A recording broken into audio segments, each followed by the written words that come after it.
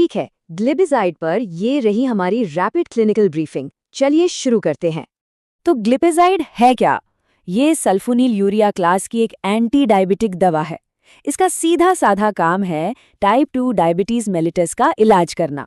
पर हाँ, हमेशा डाइट और एक्सरसाइज के साथ, ताकि ब्लड शुगर कंट्रोल बेहतर हो सके। अच्छा, अब सवाल ये उठता है कि ये काम कैसे करती है? मतलब वो डायबिटीज डिफेक्ट जिसे हम कहते हैं, उसे ये दवा ठीक कैसे करती है? इसका मैकेनिज्म ऑफ एक्शन मतलब काम करने का तरीका बहुत सीधा है, 3 स्टेप्स में। स्टेप 1, ये सीधे पैनक्रियाज के बीटा सेल्स को स्टिमुलेट करती है। स्टेप 2, इस स्टिमुलेशन से इंसुलिन का रिलीज बढ़ जाता है। और स्टेप 3, ये जो एक्स्ट्रा इंसुलिन है, ये ब्लड से ग्लूकोज को खींचकर सेल्स तक पहुंचाता है। नतीजा, ब्लड ग्लूकोज लेवल नीचे आ जाता है।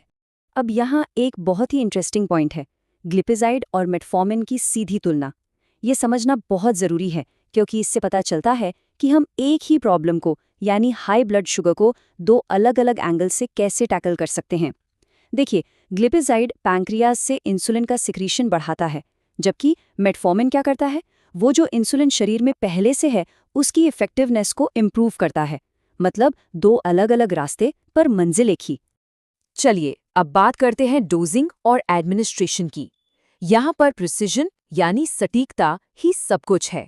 सबसे ज़रूरी बात, इसे दिन के पहले भारी भोजन यानी आमतौर पर नाश्ते से ठीक पहले या साथ में लेना है। और एक बात गांठ बांध लेनी है, खाना नहीं छोड़ना है। सोचिए, सुबह की डोज ले ली और नाश्ता स्किप कर दिया तो क्या होगा? ब्लड शुगर खतरनाक लेवल तक गिर सकता है।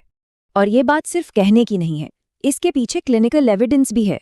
सबूत साफ कहते हैं कि ग्लिपिज़ाइड सबसे अच्छा तब काम करती है जब इसे नाश्ते से ठीक 30 मिनट पहले लिया जाए। ये जो 30 मिनट का विंडो है ना, ये दवा के मैक्सिमम इफेक्ट के लिए बहुत क्रिटिकल है। अब आते हैं सबसे ज़रूरी सेक्शन पर, की सेफ्टी कंसिडरेशंस पर। यहाँ हमारा पूरा फोकस पेशेंट काउंसलिंग और रिस्क मैनेजमेंट पर होगा। तो पहला सवाल, ग्लिपिज़ाइड से जुड़े प्राइमरी रिस्क्स और साइड इफ़ेक्ट्स क्या-क्या हैं?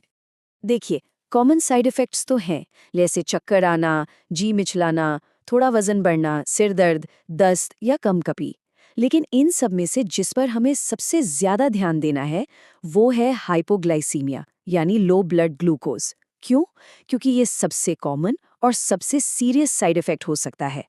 तो फिर हाइपोग्लाइसीमिया को मैनेज कैसे करें? सलाह एकदम सीधी और करने लायक है। अगर लक्षण दिखें, जैसे ठंडा पसीना, त्वचा का पीला पड़ना, कंपकंपी या घबराहट, तो फौरन कोई मीठी चीज़ या फ्रूट जूस लेना है। इसलिए जेब में हमेशा शुगर का कोई सोर्स रखना बेहद ज़रूरी है। अब ये भी जान लेना उतना ही ज़रूरी है कि ये दवा किसे नहीं लेनी चाहिए, मतलब कॉन्ट्रा इंडिकेशंस क्या हैं। तो लिस्ट में है जिन्हें गंभीर किडनी या लिवर की बीमारी है, G6PD डेफिशिएंसी है, टाइप 1 डायबिटीज़ है, या फिर इस दवा से एलर्जी है। और हाँ, जो महिलाएं गर्भवती हैं, गर्भधारण की कोशिश कर रही हैं या ब्रेस्ट फीडिंग करा रही हैं, उन्हें भी इसे अवॉइड करना चाहिए। ठीक है, अब जरा इंडियन मार्केट पर नज़र डालते हैं, यहाँ के ब्रांड्स और मैन्युफैक्चरर्स का एनालिसिस करते हैं। तो यहाँ देखिए टॉप 5 ब्रांड्स, ग्लाइनेज, ग्लेज, ग्लाइसन, ग्लाइटॉप, डिबिज़ाइड। मार्केट में कंपटीशन तो तगड़ा है, जिसमें यूएसवी और अरिस्टो जैसे बड़े नाम शामिल हैं। और एक और दिलचस्प बात है कीमतों का दायरा। ये लगभग 4 रुपए से शुरू होकर 20 रुपए तक जाता है। इससे ये साफ है कि ये दवा अलग-अलग आर्थिक बैकग्राउंड के मरीजों के लिए काफ़ी हद तक एक्सेसिबल है। और अब आखिर में एक बड़ा सवाल, ग्लिपिज़ाइड का मैकेनिज्म एस्टैब्लिश्ड है, सेफ्टी प्रोफाइल दशकों से परखा हुआ है। तो सवाल ये है कि आज के मार्केट में जहां DPP-4 और SGLT2 इनहिबिटर्स जैसी नई दवाएं हैं, उनके सामने ग्लिपिज़ाइड की जगह कहाँ है? यही सवाल इसके भविष्य के रोल को तय करेगा।